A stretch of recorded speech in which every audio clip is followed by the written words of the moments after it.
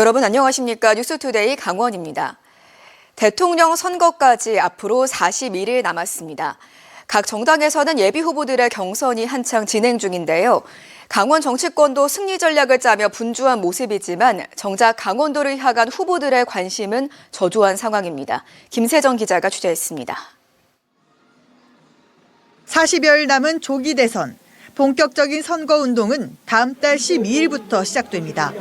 대선 승리를 위한 강원 정치권의 움직임도 빨라지고 있습니다. 국민의힘 강원도당에는 도내 당협 사무국장과 국회의원 보좌진들이 모였습니다. 선거를 치를 실무자들의 첫 연석회의입니다. 이들은 단순한 정권 재창출이 아닌 자유민주주의를 지킬 큰 싸움이라며 합심을 강조했습니다. 강원도가 흔들리면 당 전체가 흔들릴 수 있다는 위기의식을 갖고 임해 주시기를 부탁을 드리겠습니다. 더불어민주당은 이번 주말 강원권을 포함한 순회 경선을 마무리하고 대선 후보를 확정합니다. 대선 시계가 빠르게 돌아가는 만큼 정당 선거사무소 설치와 유세차 배정을 마쳤습니다. 후보가 결정되는 즉시 도당 선대위를 구성하고 본격적인 선거운동에 돌입하여 대선 승리를 위해 만전을 기울일 것입니다. 조만간 강원도 표심을 잡을 지역 공약도 나와야 합니다. 각 정당들은 강원특별법 추가 특례와 교통망 확충 등 민심이 담긴 공약들을 중앙당에 전달했습니다. 하지만 대선 예비 후보 가운데 강원도에 특화된 공약을 내세운 후보는 아직 보이지 않습니다. 예비 후보들의 강원도 방문 일정도 결정되지 않았습니다. 대선 예비 후보들의 관심이 소위 텃밭으로 불리는 지역이나 표가 많은 수도권에 집중됐기 때문입니다. 인구가 많은 거대 광역시를 중심으로 해서 치러지고 있기 때문에 우리 강원 지역 유권자들이 특별자치도임에도 불구하고 요구들이 반영되지 않는 유권자 수가 3% 정도에 불과한 강원도. 이러다 강원도 패싱이 또다시 재현되는 건 아닌지 우려가 커지고 있습니다. MBC 뉴스 김세정입니다. 1980년 4월 정선 사북 탄광 노동자들의 노동쟁의 활동에서 촉발돼 국가폭력 사태로 번졌던 사북 항쟁이 올해 45주년을 맞았습니다. 침묵 속에 여전히 아픔이 치유되지 않고 있는 사북 항쟁의 다양한 관련자들을 기록한 다큐멘터리 영화가 제작돼 눈길을 끌고 있습니다. 박은지 기자가 소개합니다. 45년 전 사북 항쟁의 배경이었던 정선의 작은 영화관에 특별한 상영회가 열렸습니다. 다큐멘터리 영화 1980 사북 전국 개봉에 앞서 정선에서 먼저 열린 무료 상영회입니다. 1980 사북은 입에 올리는 것이 금기시되며 침묵을 지켜야 했던 1980년 사북 이야기를 감독이 5년 동안 50명 이상의 관련자들을 만나 인터뷰해 완성한 영화입니다. 광부와 노조 간부, 경찰 등 관련자들의 상반된 입장과 시선을 따라가며 아직도 다 드러나지 않은 사건의 실체를 객관적으로 비추며 질문을 던지고 있습니다. 저마다 아픈 피해자들끼리 증오하고 반목하는 동안 정작 책임이 있는 국가와 기업은 어떤 사과도 책임도 지지 않고 있습니다. 야만의 시대가 남긴 상처는 아직도 계속되고 있고 상처를 치유해야 되고 그러기 위해서는 서로의 상처를 이해할 필요가 있고 때로는 불편한 진실에 솔직해야 된다. 앞서 영월에서 열린 특별 상영회에서는 당시 광부 진압에 동원됐던 영월경찰서 경찰과 광부들이 다시 만나 서로의 아픔을 이해하는 화해의 시간도 마련됐습니다. 80이 넘은 이원감 명예회장은 광부들을 대표해 피해 경찰과 가족들에게 먼저 사과했습니다. 돌에 맞아 숨진 영월경찰서 소속 이덕수 승령과 그 가족들에게 깊은 위로와 사죄의 말씀을 드립니다. 가장을 잃은 가족들이 어떤 세월을 살아왔는지 생각하면 정말 가슴이 아픕니다. 진압 중 머리를 크게 다쳐 생사를 오갔던 20대 경찰도 70대 노인이 되어 암흑의 시대 모두가 피해자였다는 말로 화답했습니다. 어느 쪽이 피의자도 아니고 피해자도 아니고 다 똑같다. 또 말 한마디 하고 싶었던 것은 저도 광부의 아들이었었고 광부 생활을 했었고 성장하면서 광산에서 죽어나오는 광부들의 시체를 어릴 적에 많이 보아왔거든요. 비상계엄하에 자행된 국가폭력과 그 속의 피해자들을 돌아보는 영화 1980 사북은 지난해 DMZ 국제 다큐멘터리 영화제에서 2개의 상을 수상하기도 했습니다. 오는 26일과 27일 두 차례 더 정선 특별 상영회가 이어지고 이후 전국 개봉해 관객들과 만날 예정입니다. MBC 뉴스 박은지입니다. 최근 원주에서 추진됐던 의료 폐기물 소각장 건립이 주민들의 거센 반발로 무산됐는데요. 이번에는 인근 지역인 횡성에서 추진돼 역시 주민 반대에 부딪혔습니다. 발달하는 의료산업만큼이나 중요해진 의료 폐기물 처리 문제. 민간 시장에만 내맡겨 지역 갈등을 유발할 게 아닌 국가 차원의 투명한 관리가 필요하다는 지적이 나옵니다. 황구성 기자입니다. 원주시 소초면에 추진됐다 주민 반대로 허가가 나지 못했던 의료 폐기물 소각장 추진.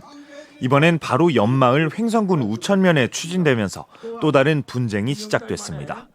작년 말 원주지방환경청으로부터 사업 적합 통보를 받은 업체가 부지 매입 계약을 맺는 등 본격 추진에 나섰고 주민 수백 명은 궂은 날씨에도 머리에 붉은 띠를 두르고 반대 대책위를 꾸렸습니다.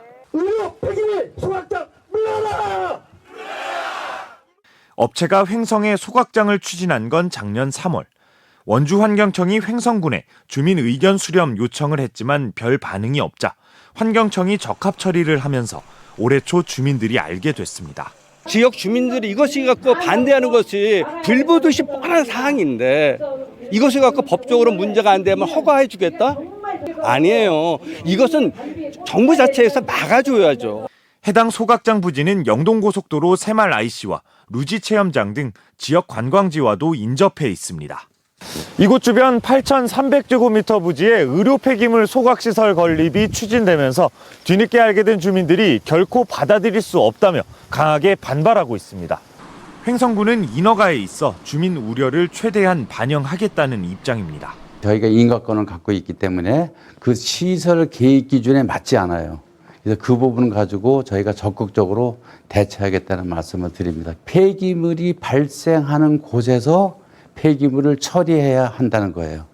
업체가 밝힌 사업 규모는 1시간에 2톤씩 하루 48톤의 폐기물을 소각합니다. 주민들은 횡성만 치면 0.17톤, 강원도 전체로 봐도 하루 14톤 발생되는데 수도권에서 나온 폐기물을 횡성에다 처리하는 거라고 반발합니다. 실제 2023년 한 해 전국에서 발생한 의료 폐기물은 20만 4천 톤. 서울과 경기에서만 절반에 가까운 10만 톤이 나오지만 소각장은 서울에 한 곳도 없고 경기 3곳 등 전국에 13곳이 운영 중입니다. 강원에는 아직 들어서지 않았지만 원주와 횡성, 강릉, 영월 등에서 분쟁이 이어지고 있습니다. 의료 폐기물은 감염병 전염과 인체에 유해한 악영향이 생길 수 있는 만큼 시장에만 맡길 게 아니라 국가 차원의 관리와 주민 동의 절차가 필요하다는 목소리가 나옵니다. 해당 지자체나 지역사회 혹은 지역 주민들에게 그 부담을 전가할 것이 아니라 민간에게 맡겨져 있는 역할을 국가가 제대로 이행할 수 있는 제도적인 장치를 마련하는 것이 훨씬 더 중요한 문제라고 해요. 한편 지난해 원주시의 불수용 처분을 받았던 소초면 의료 폐기물 업체는 불복해 행정 심판을 제기했습니다. MBC 뉴스 황구선입니다. 제21대 대통령 선거를 앞두고 원주시가 지역 공약을 발굴해 강원도와 각 정당에 제안했습니다. 원주 첨단 의료 복합단지 조성과 반도체 메가클러스터 원주권 확장, 수도권 광역 급행철도 GTX 원주 연결, 원주 국도대체 우회도로 흥업 소초 구간 개설과 원주공항 국제공항 승격 등 11개 주요 사업이 담겼습니다. 이번 공약 제안은 지역의 성장 잠재력과 경제 활성화를 견인할 수 있는 사업들로 구성됐으며 원주시는 해당 과제들이 대통령 공약과 정부 정책에 반영될 수 있도록 적극 대응할 방침입니다. 강릉시가 일회용컵 없는 커피도시 강릉 조성을 위해 오는 30일까지 다회용컵 보증금 제도 참여 매장을 모집합니다. 음료를 주문할 때 다회용컵 보증금 1,000원을 포함해 판매하고 컵을 반납하면 보증금을 돌려받는 제도로 국내에선 제주도 우도에 이어 두 번째로 도입됩니다. 참여 매장은 다회용 컵을 세척업체에서 공급받아 사용하게 되고 고객들이 이를 무인 회수기 등에 반납하며 점주 자부담은 컵 1개당 50원입니다. 강릉시는 참여 매장 내부와 주요 거점에 무인 회수기를 설치해 반납 체계를 구축하고 친환경 매장 홍보와 청정 카페 현판 등 추가로 홍보를 지원할 예정입니다. 강원도 교육청이 강원 모든 학교와 교육기관을 대상으로 교육시설 안전 인증 사업을 추진합니다. 안전 전문가 검증을 통해 시설의 위해 요소를 점검하고 취약 부분을 보완해 학생들에게 안전한 교육 환경을 제공하는 게 이 사업의 목적입니다. 교육청은 학교 점검과 평가서 작성, 심사 이후 보완 작업까지 인증 절차 전반을 지원해 올해 안에 모든 학교가 인증받을 수 있도록 할 계획입니다.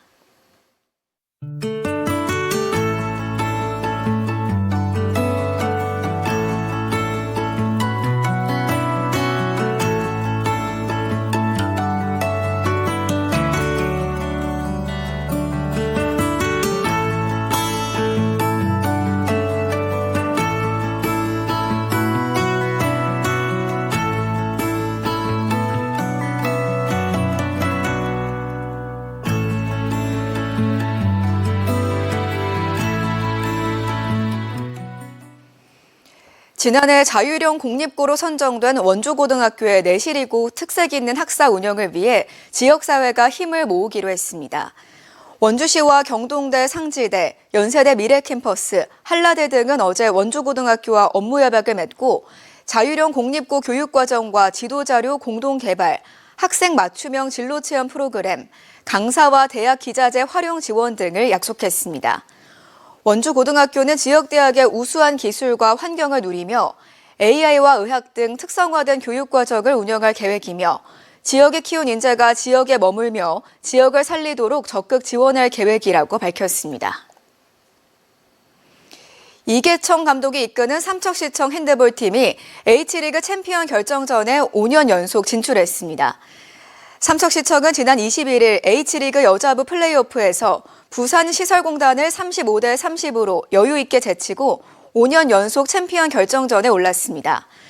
삼척시청은 내일부터 정규리그 1위인 SK 슈가글라이더즈와 3전 2선승제의 챔피언 결정전을 펼칩니다.